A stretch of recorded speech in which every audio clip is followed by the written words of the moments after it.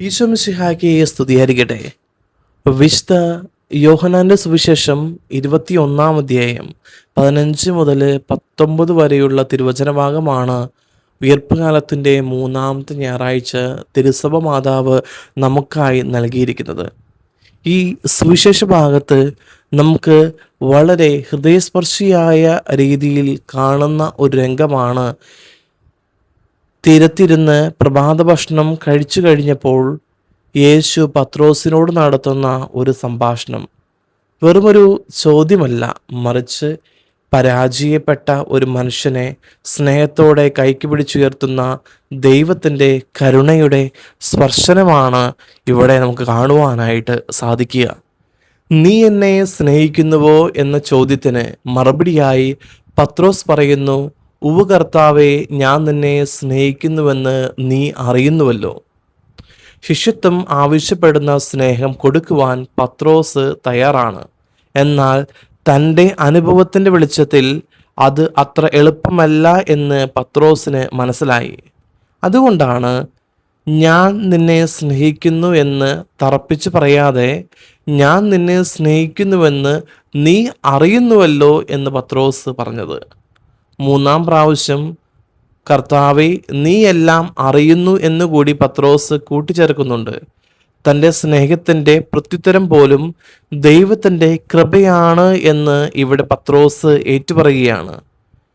ശിഷ്യത്വത്തിനോടടുത്തുള്ള സ്നേഹബന്ധം നിലനിർത്താൻ സാധിക്കുന്നത് വ്യക്തിയുടെ കഴിവ് കൊണ്ടെന്നതിനേക്കാൾ ദൈവത്തിൻ്റെ കൃപാവരത്താലാണ് എന്ന് ഇവിടെ പ്രത്യേകം വ്യക്തമാക്കുന്നുണ്ട്.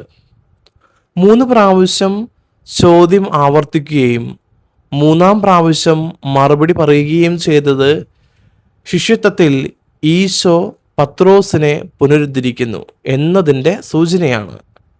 നിനക്ക് വേണ്ടി എൻ്റെ ജീവൻ ത്യജിക്കുമെന്ന് യോഹന്നാന്റെ സുവിശേഷം 13-ാം അധ്യായം 37-ാമത്തെ തിരുവചനത്തിൽ പത്രോസ് പറഞ്ഞു വയ്ക്കുന്നുണ്ട്. ആ പത്രോസാണ് 3 പ്രാവശ്യം ഈശോയെ തള്ളിപ്പറഞ്ഞത്. പീഡാനുഭവ സന്ദർഭത്തിൽ 3 പ്രാവശ്യം ഈശോയെ തള്ളിപ്പറയുകയും മരണശേഷം ശിഷ്യത്വം ഉപേക്ഷിക്കുകയും ചെയ്തവനാണ് പത്രോസ്. കൂട്ടുകാരോടൊപ്പം മീൻ പിടിക്കുവാൻ പോയത് അതിൻ്റെ സൂചനയാണ്. യോഹന്നാന്റെ സുവിശേഷം 21-ാം അധ്യായം 2-3 തിരുവചനങ്ങളിൽ നമുക്കത് കാണുവാനായിട്ട് സാധിക്കും. അങ്ങനെ ശിഷ്യത്വം ഉപേക്ഷിച്ചു പോയ പത്രോസിനെ ഈശോ ഇവിടെ ശിഷ്യത്വത്തിലേക്ക് പുനരുദ്ധരിക്കുന്നു. പത്രോസിനോട് ഈശോ ചോദിച്ചത് നീ എത്രമാത്രം പാവപ്പെട്ടവരെ സഹായിച്ചു എന്നോ നീ എത്ര ദൂരം സുവിശേഷം പ്രസംഗിച്ചു എന്നോ അല്ല, പകരം നീ എന്നെ സ്നേഹിക്കുന്നു എന്നാണ്. കാരണം സ്നേഹമുള്ളവന് മാത്രമേ മറ്റുള്ളവർക്ക് വേണ്ടി സ്വയം സമർപ്പിക്കുവാനായിട്ട് സാധിക്കുകയുള്ളൂ. ഒരിക്കൽ മദർ തെരേസയോട് ഒരാൾ പറഞ്ഞു, 10 ലക്ഷം രൂപ എനിക്ക് ആരെങ്കിലും തന്നാലും ഞാൻ മദർ തെരേസ ചെയ്യുന്ന ജോലികളും കാര്യങ്ങളും ഞാൻ ചെയ്യുകയില്ല എന്ന്. അപ്പോൾ വിശുദ്ധ മദർ തെരേസയും തിരിച്ചു പറയുന്നത് ഇങ്ങനെയാണ്, 10 ലക്ഷം രൂപ തന്നാലും ഞാനും ചെയ്യുകയില്ല. പക്ഷേ ക്രിസ്തുവിനെ മറ്റുള്ളവരുടെ മുഖത്ത് ഞാൻ കാണുമ്പോൾ ക്രിസ്തുവിന് വേണ്ടി ഞാനെല്ലാം ചെയ്യുമെന്ന്. ക്രിസ്തുവിനോടുള്ള സ്നേഹം എത്രമാത്രമുണ്ട് എന്ന് നമുക്കുമൊന്ന് ചിന്തിച്ചു നോക്കാം. സ്നേഹമുണ്ടെങ്കിൽ നമ്മുടെയൊക്കെ ജീവിതത്തിൽ എല്ലാം നേടുവാനായിട്ട് നമുക്ക് സാധിക്കും. സ്നേഹമുണ്ടെങ്കിൽ ക്ഷമയുണ്ടാവും, സഹായ മനസ്കതയുണ്ടാവും, കരുണയുണ്ടാകും, എല്ലാം ഉണ്ടാവും.